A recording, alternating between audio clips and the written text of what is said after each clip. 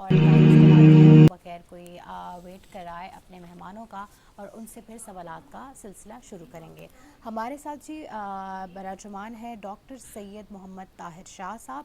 Assistant professor ہیں Islamic studies پہ. ان کی بہت عبور حاصل ہے اسلامی اور ریلیجیس باتوں پہ ان کو بہت عبور حاصل ہے اور ساتھ ہی یہ پوسٹ گریڈ بھی کر رہے ہیں. سو جی بغیر کوئی وہ مزید ویٹ کرائے السلام علیکم جی, خوش آمدید کہتی ہوں سر آپ کو اپنے شو میں. اس کے ساتھ ہی ہمارے ساتھ نیوٹریشنسٹ موجود ہیں ڈاکٹر انسا محسن صاحبہ. السلام علیکم جی, خوش آمدید کہتے ہیں جی. MBBS ہیں, MCPS اور جنرل فزیشین ہیں. ان سے بھی ہم بات کرتے ہیں آپ سے. سر رمضان کا مہینہ ہے, بے شک بہت بابرکت ہوتا ہے, یہ تو ہر زیرو اور ہر عقل دانش رکھنے والے انسان کو پتہ ہے. لیکن جہاں ہم یہ بات کرتے ہیں کہ رمضان کی شروعات ہی وہ ہمدردی لے کر آتی ہے, وہ جذبہ لے کر آتا ہے جس میں ہم لوگوں کے لیے انس اور قلب ہم میں جو ہے وہ پیار و محبت بھر جاتا ہے. سو اس پہ بتائیں گے کہ یہ رحمت کا مہینہ ہے, اس میں ہم اپنے بیہیویئرز میں ایسے کیا چینجز لے کر آئیں کہ ہماری جو ہمدردی ہے وہ ہر انسان کے لیے سامنے ناظر ہو. Thank you. میں آپ کا شکر گزار ہوں کہ آپ نے آج کے اس پروگرام میں مجھے دعوت دی اور اس انتہائی اہم موضوع پہ بولنے کا موقع دیا. سب سے پہلے تو یہ بات واضح کرنا ضروری ہے, بحیثیت مسلمان ہم سب کا یہ ایمان ہے بالکل کہ اللہ تعالیٰ نے جو دین کی بنیادیں بنائی ہیں ان میں سے ایک بنیاد اللہ تعالیٰ نے روزے کو قرار دیا ہے. بالکل نبی پاک صلی اللہ علیہ وسلم کا ارشاد ہے کہ بنی الاسلام علی خمس, اسلام کی بنیاد 5 چیزوں پر ہے. سب سے پہلی بات شہادت الہ الا اللہ و ان محمد رسول اللہ. شہادتین ہیں کہ اللہ کے سوا کوئی معبود نہیں اور محمد صلی اللہ علیہ وسلم اللہ کے رسول ہیں. و اقام الصلاۃ, نماز قائم کرنا. و ایتاء الزکوٰۃ, اور زکوٰۃ دینا. والحج, اور حج. و صوم رمضان, اور رمضان کے روزے. یعنی رمضان کا جو روزہ ہے یہ اللہ تعالیٰ نے اسلام کی بنیادوں میں اس کو شامل کیا. بالکل ایسا ہے. اس لیے یہ بنیادی طور پہ تو اللہ تعالیٰ کی طرف سے عائد کردہ ہماری ذمہ داری اور عبادت ہے.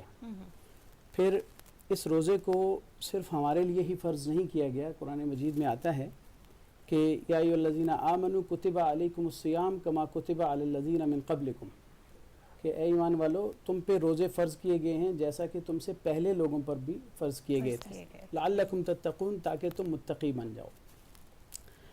اب اس کے جو فوائد اور ثمرات ہیں, اس کے جو ہمیں بینیفٹس ملتے ہیں, ہمارے معاشرے کو فوائد ملتے ہیں, ہمیں اس کے جو روحانی فوائد ملتے ہیں, اس کے جسمانی فوائد ملتے ہیں, اس کے سوشل فوائد ملتے ہیں, یہ ایک چیز ہے جو اس کے ثمرات کے اندر ہم اس کو بات کرتے ہیں.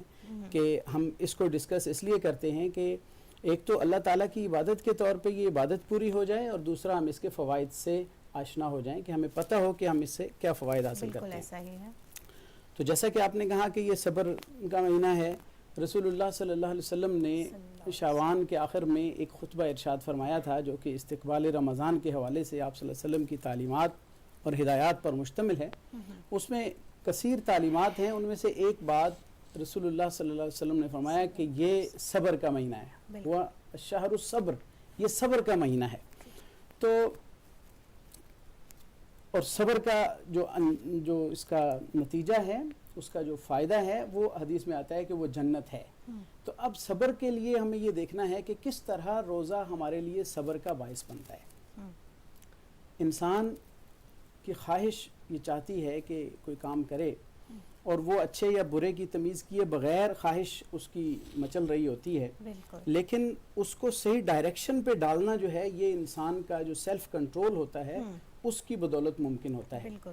روزہ انسان کو ایک خاص وقت میں کھانے پینے اور خواہشات سے روک کے رکھنے کا نام ہے.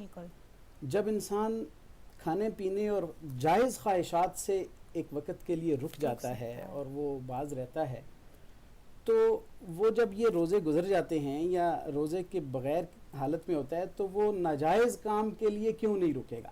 بالکل اس کے نفس کی یہ ٹریننگ ہو جاتی ہے کہ وہ ایک جائز کام سے میرا دل کر رہا ہے کہ میں پانی پیوں، مجھے پیاس لگی ہے میں پانی پیوں، لیکن روزے کی وجہ سے میں اس سے رک رہا ہوں. بالکل ایسا ہی ہے. گویا کہ یہ سیلف کنٹرول ہے جو ہم اپنی ضبط نفس اس کو کہہ سکتے ہیں کہ ہمارا اپنی قوت ارادی پہ کنٹرول ہو جائے، اور پھر اس کے بعد جب ہم کوئی بھی کام کریں گے تو ہم اس میں پیشنس کے ساتھ کام کر سکیں گے.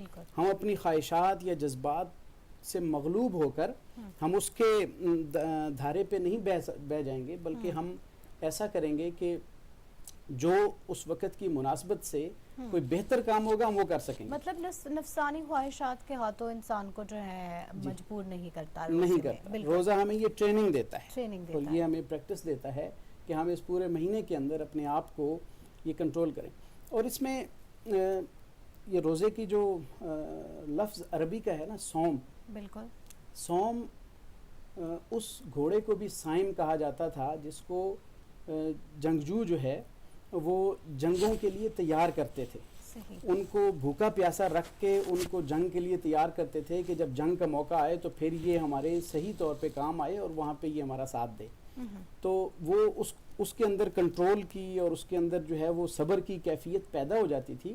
یہی چیز انسان کے اندر اللہ تعالیٰ پیدا کرتا ہے کہ اس کی جو نفسانی خواہشات بہت آگے چلی جاتی ہیں تو ان کو روزہ ہمارا کنٹرول کرتا ہے، اور اس کی وجہ سے ہم اپنے دیگر معاملات میں بھی اپنے اوپر صبر کے ساتھ ٹھیک اس کی طرف دوبارہ آئیں گے. اور میں آپ سے جانوں گی کہ ہم 11 مہینے تو ہم ویسے بھی ان کو اتنا تھوڑا فالو نہیں کرتے.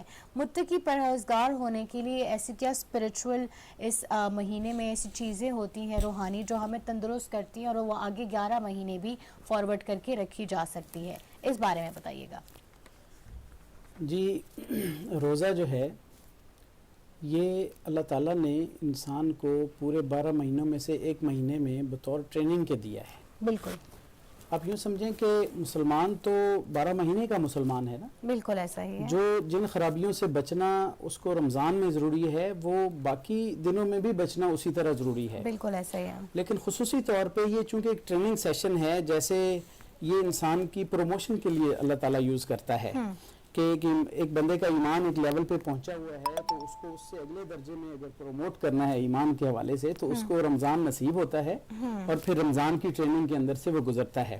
ادروائز تو یہ سوچا جا سکتا ہے کہ جی اگر صرف رمضان کے مہینے میں ہم نے جھوٹ سے بچنا ہے اور ہم نے غیبت سے بچنا ہے، ہم نے گالم گلوچ سے بچنا ہے اور اس کے بعد پورا سال کیا ہمیں الاؤڈ ہے؟ ایسا قطعاً نہیں ہے. مسلمان کے اوپر یہ سارے احکام پورے سال کے لیے ہیں، اسپیشلی روزے کی حالت میں وہ ٹریننگ کی حالت میں ہوتا ہے.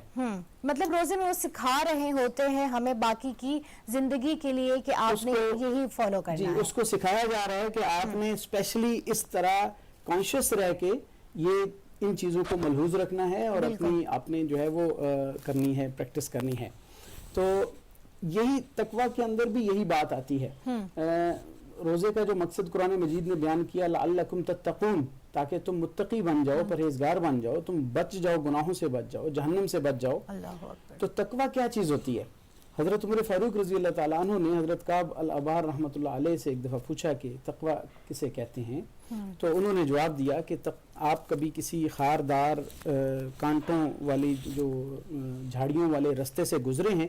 تو انہوں نے کہا ہاں جی گزرا ہوں. تو کیسے گزرے ہیں؟ انہوں نے کہا جی میں اپنے دامن کو سمیٹتے ہوئے گزرا ہوں کہ کہیں کانٹے دار جھاڑیوں سے میرے دامن الجھ نہ جائے.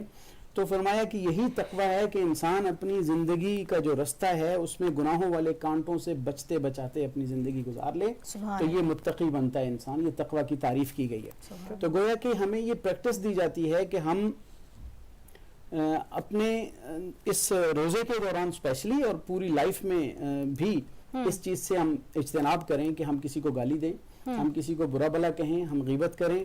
ہمارے اندر جو ہے وہ ایسے جذبات پیدا ہوں کہ جو نیگیٹیوٹی کی طرف لے کے جائیں.